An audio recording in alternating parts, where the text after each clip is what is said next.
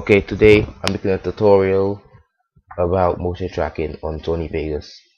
Okay, now this isn't really known from what I know, from what I've heard, because some people I asked, they don't even know what it is. For example, I saw this video called Fake Motion Tracking by this kid, can't remember his name. It was just a still picture with like nothing else, just a still picture, the text. He added the earthquake effect and that was just it.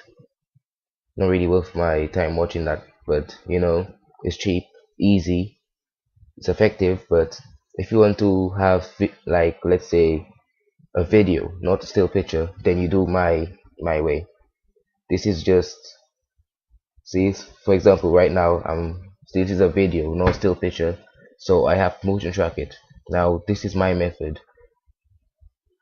Right now I picked the cinematic, anything you can do, but I picked the cinematic because it's just simple intro basically. So right now I picked out a bit I want, like that I can motion track. Make sure I have like the music or sounds disappear, just take them off. So press U and then delete, well, del on top of the backspace, like my keyboard. So just in case you don't want any sounds, or if you don't want that particular music that's already on there, for example, like mine. So right now I'm trying to pick an intro, something that you would actually motion track. Not one of these full intros like this, but I want a 2D intro where I can use chroma key and then motion track. I'll explain later. Basically, click on it, then you go into video effects. See, you can't see anything.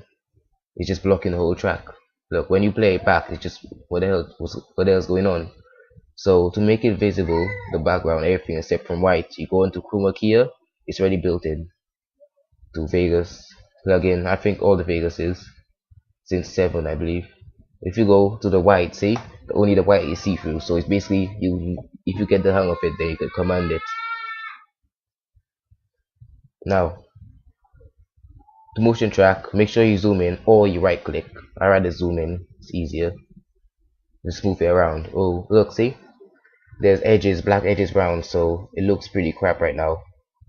Well, because it is, because you need to fix up the settings. See, look, move it up and down till you get to where you want, like not too much, or some text might disappear in some cases, like this one.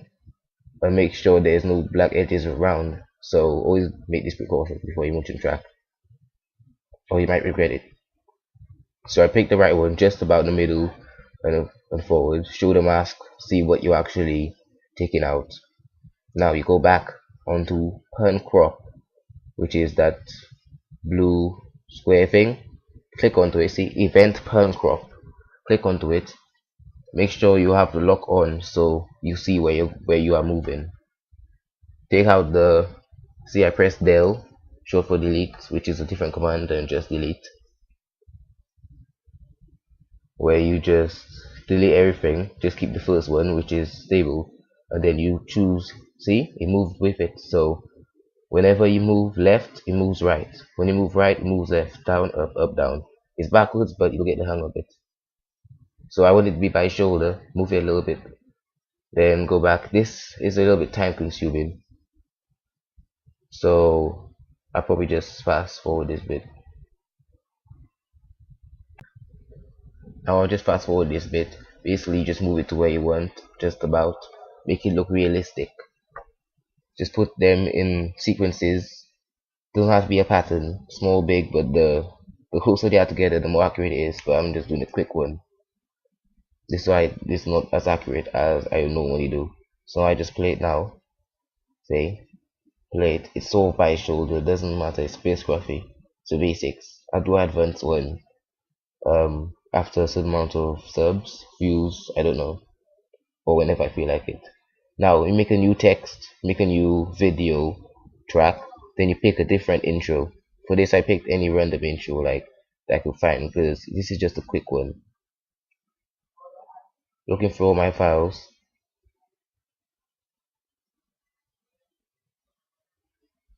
Go to my old files, very old files, where I got like I can't remember who it was from, but it's a graphics pack where I got loads of 2D intros. So I just look for anything, that has intro in it. But when I find it doesn't have to be a 2D intro, it could just be, for example, your name. It could just be a Cinema 4D intro. That's what I'll probably do for the advanced one. So you drag it on top or underneath, but not never underneath the video track. Maybe underneath the other one, but I prefer to do it. This is a quicker way. Put it somewhere a little bit further so it can last longer.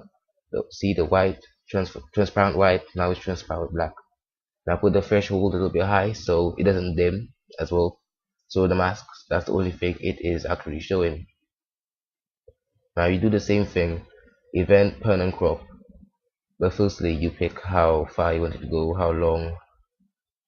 I held down control and dragged. That makes it a bit slower so it lasts for longer. Basically pretty much the same effect as speed on other programs, but this is sort of a shortcut. Now I'm picking where I want it to be. I choose to place it in the wing eventually, on the wing of the plane eventually, because it just looks more realistic if it's on a platform, for example. Instead of floating in the air. It looks cool, but the platform looks more realistic, and that's the effect we're trying to bring here. As if it's actually there in the footage, but the editing, you know what I mean. So after I put on the wing, like right here, I do the same steps. Use the keys, and then just put them exactly. See, check if it's going to be there for the whole clip, because you don't want it to be just disappearing for like the half of the clip. You just want it to probably shave off a little bit at the end, because it looks more realistic if it goes out into the frame like any other object, not just staying inside the box, if you know what I mean. So it cuts off, it's like proper realistic. Okay, so this is where I made my mistake.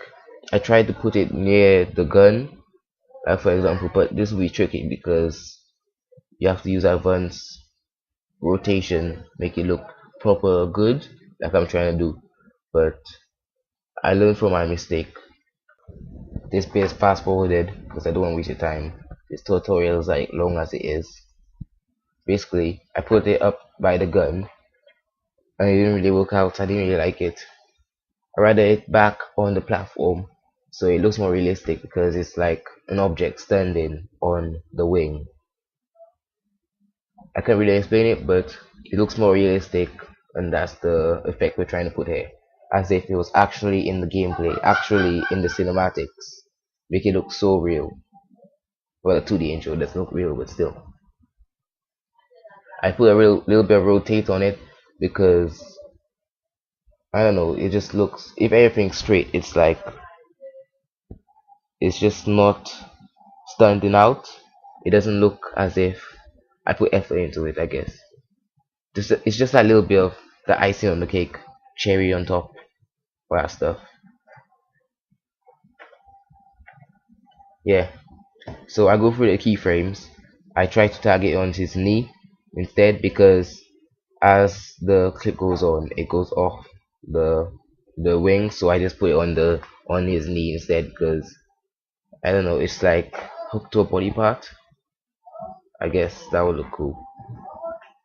So as I realized through this clip, as it gets further and further, the the logo gets like lower, so it's also going out of the frame, and this is what the effect we're looking for. Remember, it's just simple but effective. It's not always inside the box. It's realistic, like any other object, just leaving and going. Like the gun, for example, is out of the frame, well, half of it is anyway. So you know, it's just realistic, I guess. Put a little bit of rotate on it, and just move it. See? Right, you see my mouse can't move. My mouse doesn't move when I move it because I press the keys up, down, left, right. Remember, opposite side, because you're doing the opposite effect basically. So here we go. Go back, play a little bit. This at this point I didn't have music on. See? It just looks realistic, I guess. Well, a bit anyway.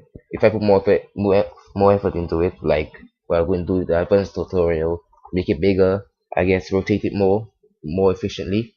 Now here I'm trying to get a cool transition. that will basically just look good. But I made a mistake here, a huge mistake. I used page peel, which, as you can tell, it like basically peels the whole page. So I don't know, it's a bit bad, but it does the job basically. As it, see, as I'm scrolling, see, it leaves.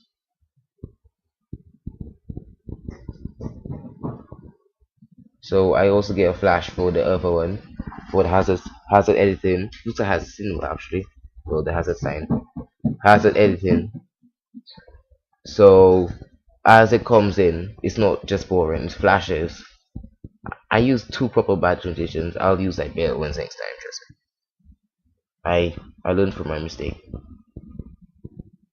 Remember, sub me, and if you like this video, sub me, so that you would get, on your homepage, hopefully, my advanced tutorial, which will come out hopefully soon.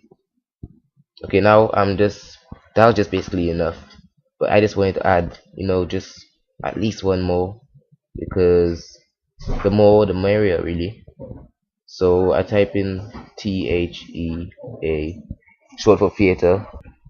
So instead I used the term cinema, or cine, or cinema. I had better luck than searching theater because, to be honest, more sponsors say cinema than theater. So right now I'm looking for my old files, sound effects. That's where I store like all my graphics packs, 100 subs, graphics packs, all those stuff. If you just want to get some stuff, just search them. Right now I'm looking for intro, 2D intro, anything that could use chroma key on. Chroma key is basically green screen, blue screen, anything, any color screen. That's the beauty of it. But for this example, it's just black screen. So you take everything that's black and you just put the background. That's how they make like Godzilla films and stuff. Just put it in the background. Video editing is like the most important thing of the movie, not even the acting. So right now it's dim. Oh, now it's light because I put the threshold higher, so there's no black edges. Now, first go and point crop, then you just play the clip basically to see, well, you scrub through the clip, see for what parts do you like, what do you want it to motion track on. I could have chosen a hill, or not the hill, the ledge, where people trick you off by foot. I don't know. So I put it on the wing instead. Right there, see? Now I'm scrubbing for the exact moment where the wing comes out. Well, just about, which is here. And then I just basically make it the clip shorter, so I cut out the rest. And it's just the beginning is where it comes in. Right now, exactly. See, there you go. Short and simple. How quick and easy was that? Make it the right size, just about to fit like the wing. It's a little bit bigger though.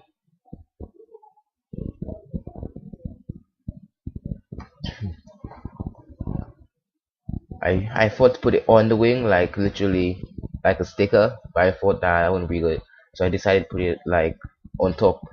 I don't know, it's just random, but it looks good. I thought it looked better if I rotated it as well, because it just does. See, look, I made markers for it and everything. Just put left, up, down, right to get the right part. See, now it looks a little bit off. So, wrong way. Up is down, down is up. Clockwise is anti-clockwise, anti-clockwise, clockwise. You get it. So I put it on. I don't know. It's just random. It looks a bit bad, but still, just basic one. Just get one quickly, as soon as possible. Get a little tutorial out, then I do a proper one when I'm ready. This is what I do for like most of my edits, or probably like practically all, since I made this tutorial. It's just cool. In fact, I use this for Wiz Blur. A friend of mine, Wiz Blur's episode, trick shots and stuff. Sub him, St. Clair. He's in my sub box. He will be for like probably the next 10 years or something. He's sick. This way it starts to dim, so you won't have to worry about the placement of that. See, you just cut the rest out, put a little bit of dim on there. Either way, looks good. Now I played through. It lags a lot. But anyway, you saw the rendered version at the beginning, hopefully. I just see this is where the flash goes on to. So I'm just looking for a song. I thought of Eon, Cell Dweller, Eon, but I thought nah, Screamer won't do. So what was the song I put on? It was the violin. Yeah, the violin one. So up accident, incident, however you call it. I look into my main music. Well, that's probably where I got my least music, but it's got the most downloaded, like for montages. There it is, YouTube downloaded, but it's still no copyright though. But I hope not anyway. Put it right at the bottom, not crossing over of that or anything. Drop it down. Look for the right moment. I don't know if this will play actually. Play loud on the tutorial. Yeah. So I play. Well, I press pause to play. So play, because then it's the same thing. And if you press play twice on Vegas, it goes back to the beginning, which is a bit weird, a bit strange.